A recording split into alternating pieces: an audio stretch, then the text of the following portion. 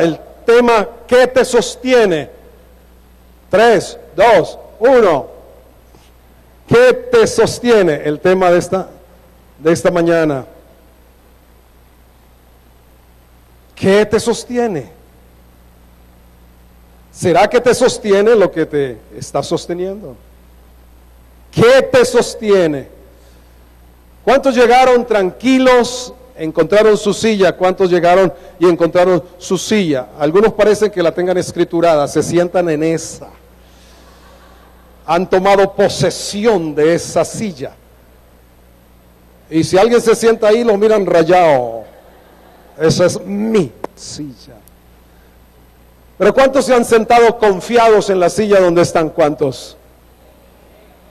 ¿Por qué se han sentado tan confiados? Bueno, ustedes consideran que pues hay responsabilidad aquí en esta congregación y que ninguna silla de 3 patas, una partida y la otra desaparecida, no habrían puesto ninguna silla con problemas, ¿verdad? Usted confiadamente se sentó, confiadamente se apoyó, porque cree que lo puede sostener. De todas maneras le animamos a que rebaje de peso, porque de todas formas, pero uno se apoya en aquello en que confía, uno se sostiene en aquello en lo cual uno está seguro que lo puede sostener. Pero ¿qué te sostiene a ti? Leyendo el libro de Lucas, como hemos estado meditándolo, en el capítulo 6 encontramos esta declaración, versículo 46. Lucas 6, 46. A los árboles los sostienen sus raíces, a los edificios sus cimientos. ¿A ti qué te sostiene? Jesús dijo en Lucas 6, 46, ¿por qué me llaman Señor, Señor, y no hacen lo que yo digo? Todo aquel que viene a mí y oye mis palabras y las hace, os indicaré a quién es semejante. Semejante es al hombre que al edificar una casa, diga conmigo, cavó, ahondó y puso el fundamento sobre la roca.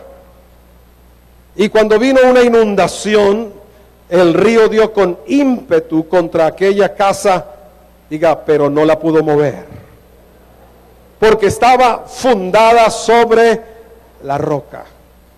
Mas el que oyó y no hizo, semejante es al hombre que edificó su casa sobre tierra, diga conmigo, sin fundamento, contra la cual el río dio con ímpetu y luego cayó, y fue grande la ruina de aquella casa.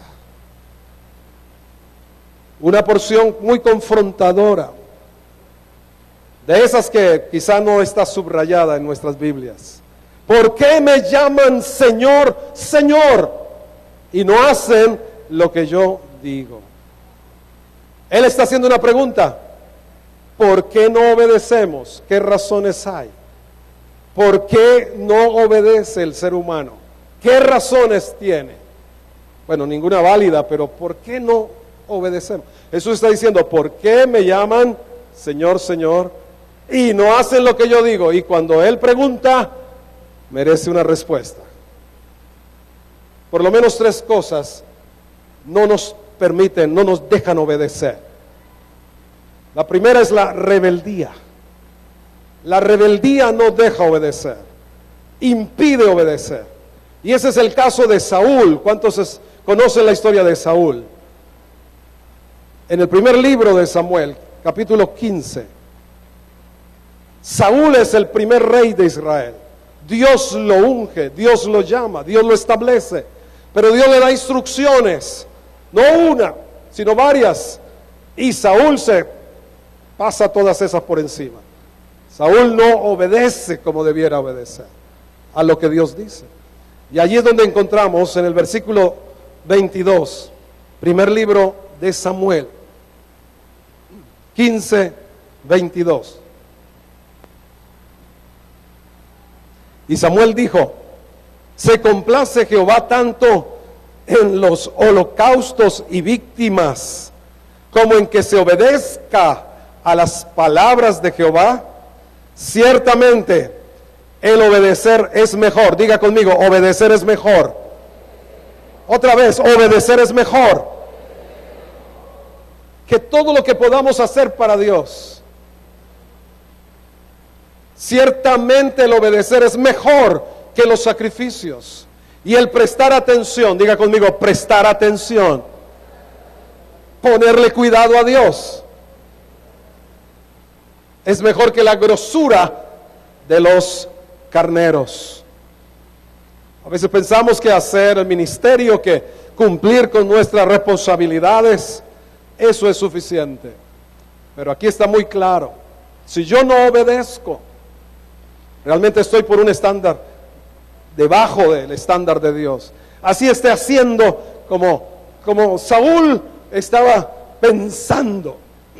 Wow. Saúl estaba pensando que él desobedeció con la excusa de que él dejaba las ovejas más gordas para ofrecérselas a Dios en sacrificio. Dios le había dicho a Saúl, vas a exterminar completamente el pueblo de Amalek, porque Amalek había dañado al pueblo de Israel en los niños y en los ancianos. En la retaguardia, cuando Israel iba caminando hacia la tierra prometida, los amalecitas se aprovecharon de los niños, de los ancianos, de los débiles y los mataron sin ninguna consideración. Dios determinó que no debía quedar ninguno de ellos, y eso se lo dijo a Saúl. Sin embargo, Saúl dejó lo mejor de las ovejas, del ganado, y dejó al rey Agag, con la excusa de que le iba a ofrecer esas ovejas, esos becerros gordos a Dios. Pareciera una buena razón, ¿no? Pareciera como que, bueno, yo obedezco a medias, hizo una parte, pero parecía que tenía como la razón para dejar lo más gordo y ofrecérselo a Dios. Por eso es que Samuel le está diciendo, ¿en qué se complace Dios? El fin no justifica los medios. Él pensaba ofrendarle a Dios, ofrecerle a Dios, pero el medio era una desobediencia. Guárdate de la filosofía de este mundo, que el fin justifica los medios para llegar a Él. No, el fin, si es santo, los medios deben ser santos. Si el fin es justo, los medios deben ser justos. Pero no vivamos mezclando. Ahora decía Alonso, con Dios no hay gris, no crisis, sino grises. Con Dios no hay. A mí me gusta que de Dios las cosas son sí o son no. Blanco o negro. Luz o tinieblas. Uno sabe a qué atenerse con Dios.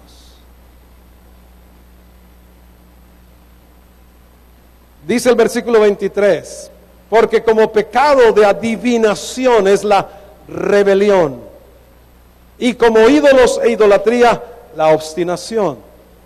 Por cuanto tú desechaste la palabra de Jehová, Él también te ha desechado para que no sea rey. No se obedece por rebeldía y no se presta atención por obstinación. No se obedece por rebeldía. Y la gente que está en rebeldía está en oposición abierta a Dios. Ahora, tal vez no, hay una rebeldía que es silenciosa. Como el muchachito aquel, ¿se acuerdan del dicho? Esa historia que se cuenta. Va en el carro, el papá va y el peladito va atrás, brincando, no sé si le ha pasado, en el mueble del carro de atrás.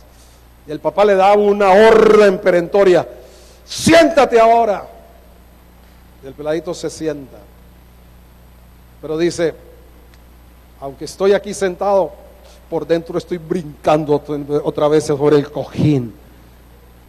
Entonces, hay una rebeldía como que no se nota. Por allá en mi tierra decían, de las aguas mansas, líbrame Dios. Entonces hay una rebeldía pasiva, que tiene mucho que ver con la obstinación. Y aquí está hablando de que no se obedece por rebeldía, porque dice y la rebeldía es parecida a la adivinación. la compara con la adivinación.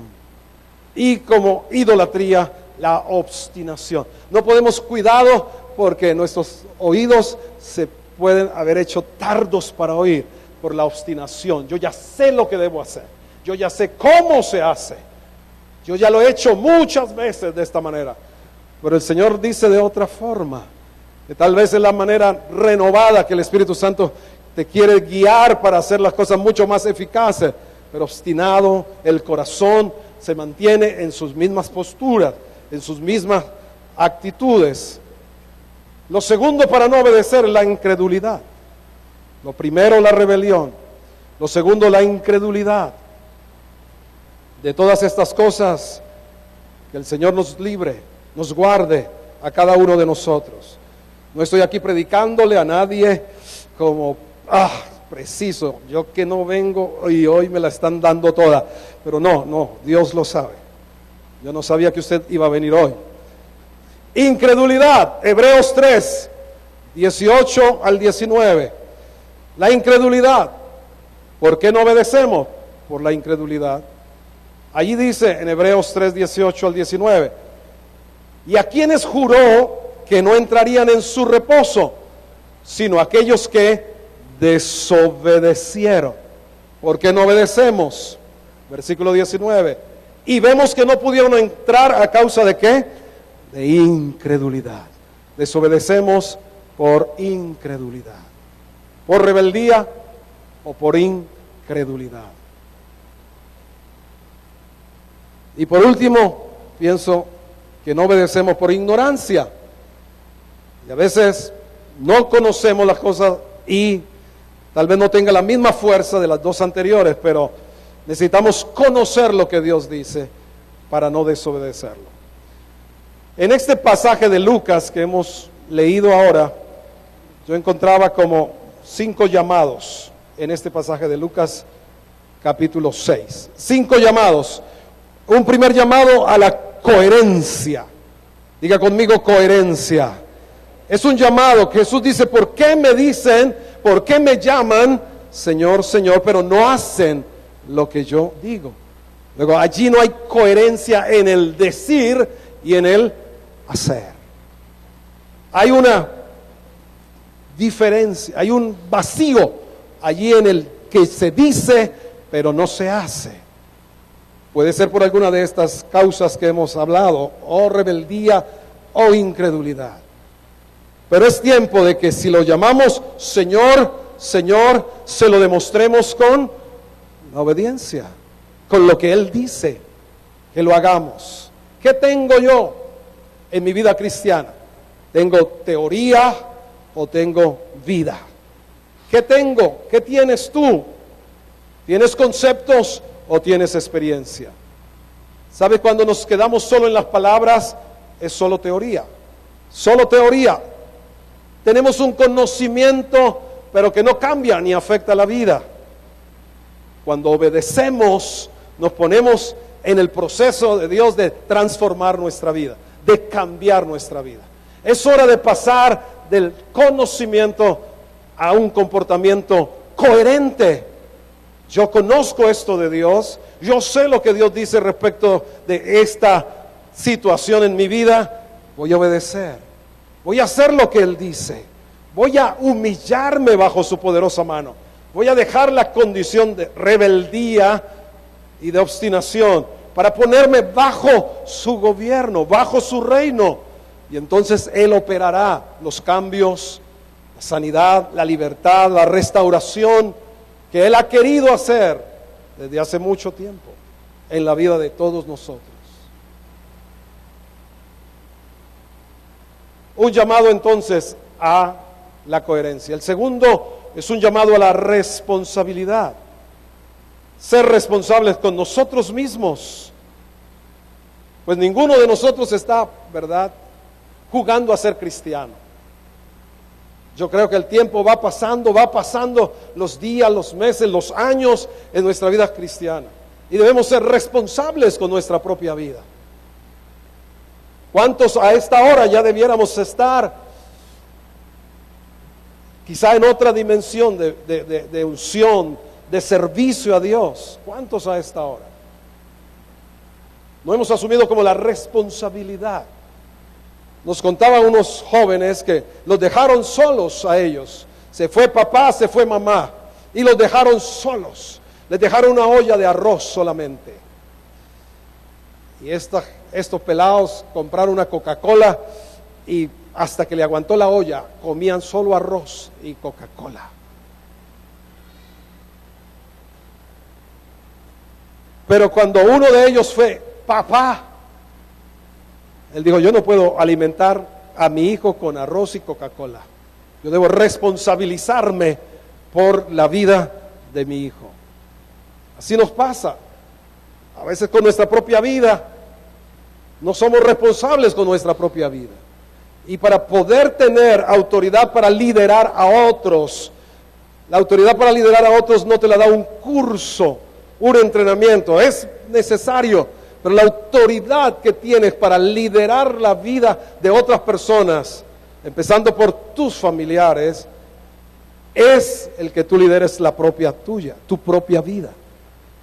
Eso es lo que te da autoridad para decirle a otra persona, ora, estudia la palabra de Dios, que tú lo estás haciendo.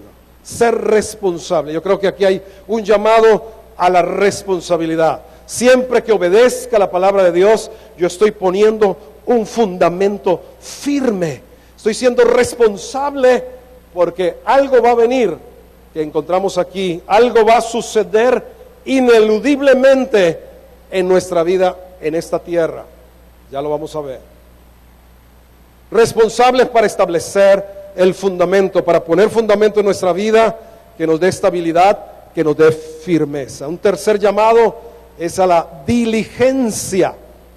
Este hombre, Jesús lo describe como alguien que cavó, que ahondó y puso el fundamento sobre la roca.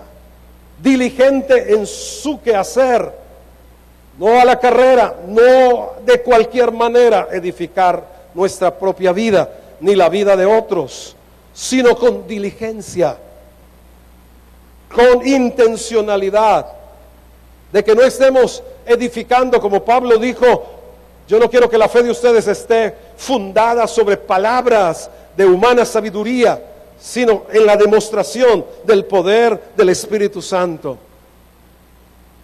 Diligencia se requiere para poner un verdadero fundamento, cavar y ahondar. Obedecer puede parecer difícil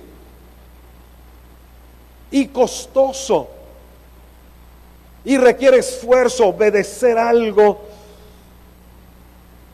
con lo que hemos luchado quizá puede tenernos un costo, puede requerir un esfuerzo, un trabajo, pero definitivamente es lo que va a prevenir que haya una ruina mayor en tu vida.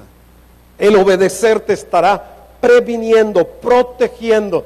Por eso, sé diligente para poner el fundamento de tu vida con base en la obediencia a la palabra que el Señor te ha hablado. Un cuarto llamado es a la previsión.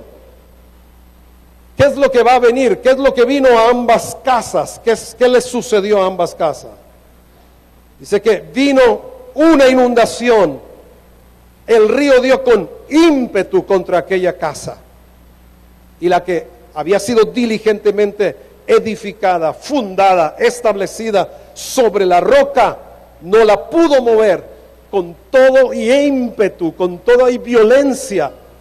Y sabes, nuestra vida en cualquier momento puede ser acometida por un río, sea de cualquier naturaleza. Todos somos probados. Ninguno está exento de ser probado. Es parte del proceso de Dios. Cuando te haces cristiano, tú entras a un proceso de santificación, a un proceso de refinamiento, a un proceso de perfección. Diga conmigo, Dios me ama tal y como soy, pero me ama demasiado para dejarme como estoy. Porque Él tiene un propósito mayor con la vida de cada uno de nosotros. Y es el hacernos conforme a la imagen de su Hijo. Es el propósito alto de Dios, el mayor propósito. Que cada uno de nosotros tome la forma, adquiera el parecido mayor a su Hijo, para que Él sea el primogénito entre muchos como Él. Entre muchos hermanos, Romanos 8:29. Ese es el segundo, el versículo que sigue a uno que lo sabemos de memoria. Y sabemos que a los que aman a Dios, todas las cosas les ayudan a bien. Esto es, a los que conforme a su propósito son llamados. ¿Y cuál es el propósito? El que cada uno sea conformado, hecho a la semejanza, al parecido de Jesús en esta tierra. Ahora, ¿cómo es posible que inundaciones, que ríos que dan con ímpetu nos ayuden a bien? ¿Cómo es posible que todas las cosas ayuden a bien? ¿Cómo es posible que el dolor ayude a bien? ¿Cómo es posible que la enfermedad ayude a bien? ¿Cómo es posible que las pérdidas, fracasos, quiebras posibles, cómo es posible que ayude a bien? ¿Cómo es posible? Bueno, porque aprendemos de todas estas cosas. Si aprendemos de ellas, el fracaso no será fracaso. Pero ¿qué es en último y cómo debemos ver todas las cosas? ¿Con qué óptica las debemos ver? Con la del propósito de Dios. Este dolor, esta angustia, esta dificultad, ¿qué está produciendo en mí? El carácter de Jesús.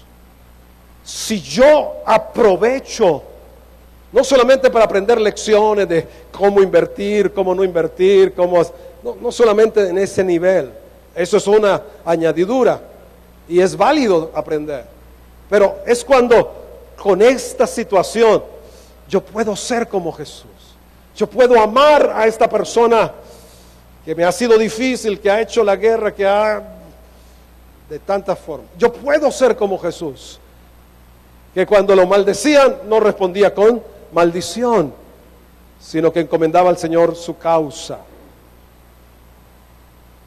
Este es un llamado a la previsión. Si nos dijeran que va a haber un tsunami el 30 de agosto, no estoy profetizando, no. ¿Qué haríamos nosotros? Prepararse. Pues quiero decirte que en esos buenos días que estás teniendo, en los buenos días de paz, de gozo, de bendición, tú debes estar preparándote. Debes estar preparándote, porque vendrán inundaciones, dificultades, que están diseñadas ¿para qué? Para probar en qué te sostienes, en qué está sostenida tu vida. Tu vida está sostenida con creencias o con convicciones. Las creencias hay que sostenerlas, las convicciones lo sostienen a uno.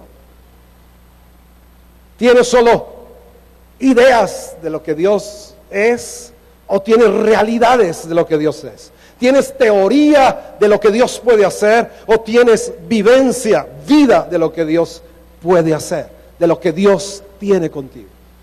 Debiéramos continuamente estar como al encuentro de esa experiencia de realidad de lo que Dios es y no solo teoría.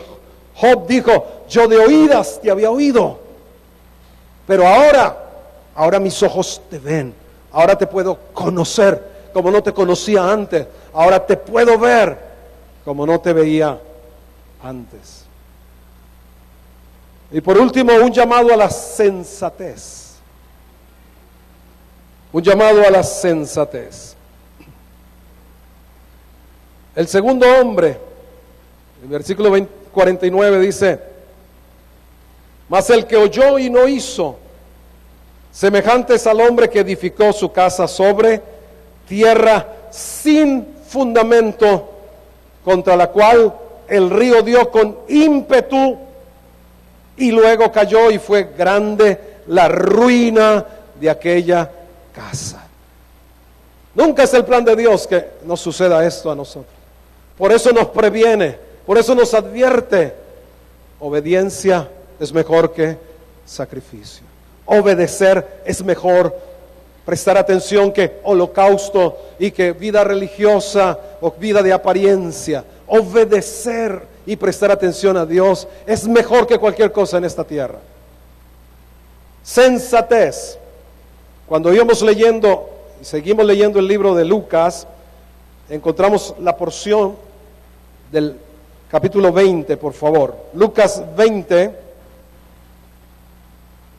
versículos 17 y 18. Lucas 20, 17 y 18.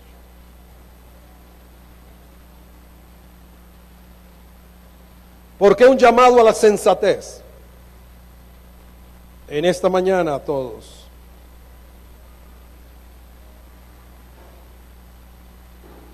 Jesús dice, mirándoles a los que le preguntaron, ¿qué pues es lo que está escrito?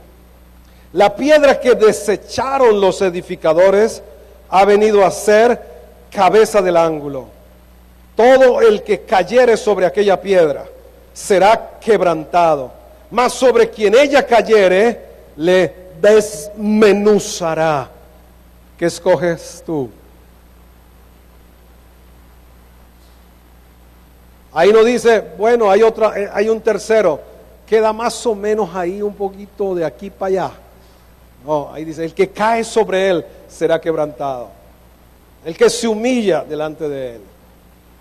El que obedece, cada vez que tú obedeces, te estás quebrantando a tu rebeldía. Cada vez que tú le obedeces a Él, estás poniendo el fundamento que te va a sostener para el resto de tus días. Cada vez que tú caes sobre Él, para decirle, Señor, tienes razón. Tú sabes lo que haces. Tú sabes cómo lo haces. El hombre aprende por obediencia, por experiencia, desde chiquiticos. Aprendemos por obediencia o por experiencia. La mamá le dice al pelado, mira, no metas el dedo allá en ese hueco. Y a veces cuando nos dicen no, es como si nos dijeran, mete el dedo en el hueco. Se despierta como la curiosidad, ¿verdad? Y de pronto metió el pelado el dedo en el hueco allá de la toma corriente y le pasa su corrientazo y entonces aprendió. Pero aprendió ¿por qué? Por experiencia. Podía haber aprendido por obediencia. Pero la vida es demasiado corta y muy complicada y dura la vida como para estar aprendiendo a los golpes. De todo tienes menos cara de aguacate, que madura a golpes. Entonces aprendemos por obediencia las cosas de Dios. Le creemos a Dios y por eso le obedecemos a Él.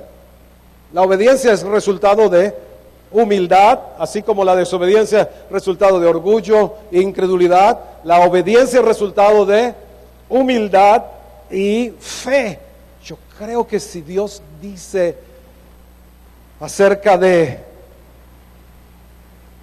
cómo debo yo relacionarme con mis hermanos, cómo debo yo vivir en mi vida laboral, cómo debo yo comportarme, si Él lo dice, Él me va a respaldar, así todo el mundo alrededor diga lo contrario, así todos los demás quieran empujarme. Estamos en un tiempo en el cual el fundamento de muchos que se dicen cristianos sale a la luz.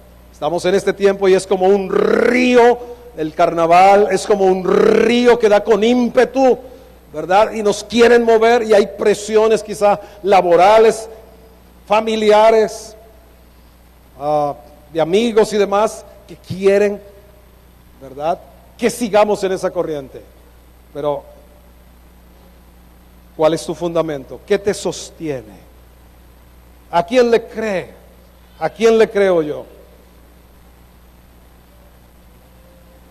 Cuando dice aquí la piedra que desecharon los edificadores, el llamado a la sensatez para no desechar la única piedra que Dios mismo estableció. En Isaías Dice, he aquí yo pongo en Sión una piedra preciosa, de cimiento estable. El que en él cree no será avergonzado. El que en él cree no se apresure. Miremos esa cita en Isaías 28. 16.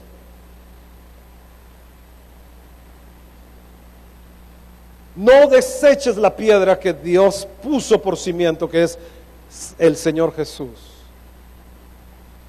Ni para edificar tu vida, ni para edificar los hijos espirituales. Isaías 28, 16. 28, 16. Por tanto, Jehová el Señor dice así: he aquí yo he puesto en Sión por fundamento una piedra probada, angular, preciosa, de cimiento estable. El que en él creyere no se apresure. En otras versiones, el que en él cree no será confundido. El que en él cree estará seguro. Es la piedra que Dios ya estableció. Y como edificadores, los fariseos, los religiosos desecharon a Jesús. Pero hoy en nuestro tiempo es también está latente el riesgo de estar edificando nuestra vida o la vida de otras personas en cualquier otra cosa que no sea el Señor Jesús. Y no lo va a sostener cuando venga el río con ímpetu. Pero fulano de tal, ¿por qué volvió atrás?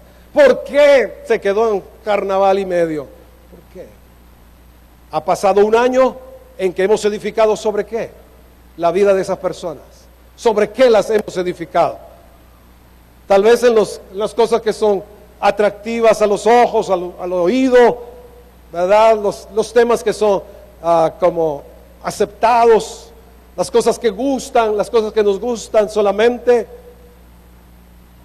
La Escritura hay demandas, llamados a compromiso. Y a veces queremos evitar como, esto no se lo digamos porque de pronto se va a molestar. Y le hacemos el quite a establecer el fundamento en la vida de las personas. Entonces vendrá el río y ahí estará en evidencia que no hubo la sensatez para edificar la vida de las personas y nuestra propia vida sobre la roca de cimiento estable que fue puesta por Dios en el monte Sión. Y el monte Sión es la iglesia. Y cada uno de nosotros formamos parte de la iglesia. Vamos a terminar aquí con 1 Corintios capítulo 3. 1 Corintios capítulo 3. Versículo 10. Mantengamos ese reclamo que está haciendo el Señor en Lucas, diciendo la piedra que desecharon los edificadores. 1 Corintios 3:10 dice: conforme a la gracia de Dios que me ha sido dada, yo como perito arquitecto puse el fundamento y otro edifica encima, pero cada uno mire cómo sobreedifica, porque nadie puede poner otro fundamento que el que está puesto, el cual es, ¿cuál es? El fundamento que ya está puesto desde Isaías 26:18, en Sión he puesto una piedra por fundamento de cimiento estable. No se puede poner otro fundamento para que permanezca la vida de cada uno de nosotros, para que se mantenga firme hasta el fin, para que permanezcamos hasta el último día firmes, amándolo a Él, sirviéndolo a Él con todo nuestro corazón. ¿Cuántos de ustedes están siendo sostenidos por Jesucristo?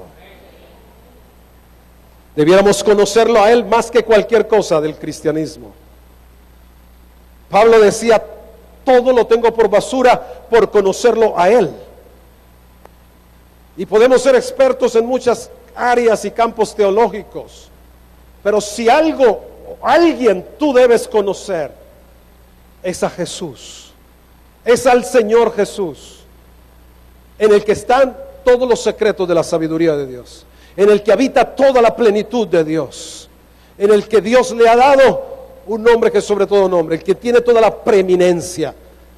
Si a alguien debemos conocer en esta tierra, es al Señor Jesucristo. Si algo debemos conocer de la Escritura, es al Señor Jesucristo. Ciertamente en su obra de la cruz, pero en su resurrección, pero en su ministerio presente, pero también en su gloriosa venida, pero también en su reino eterno. Debiéramos conocerlo más a Él y establecernos en Él. Y al obedecer su palabra, estás poniendo un fundamento que no te dejará mover y evitará la ruina de tu vida, la ruina, como dice allí.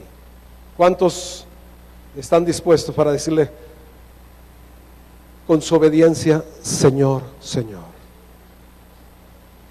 ¿Cuántos están dispuestos para decirle con su obediencia, Señor, Señor?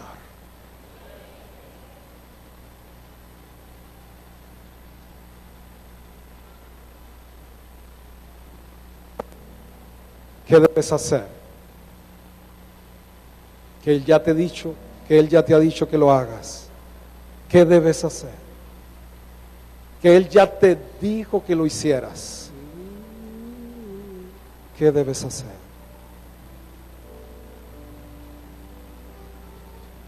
Un momento con el Señor Jesús, un momento con Él, cara a cara, un momento con Él.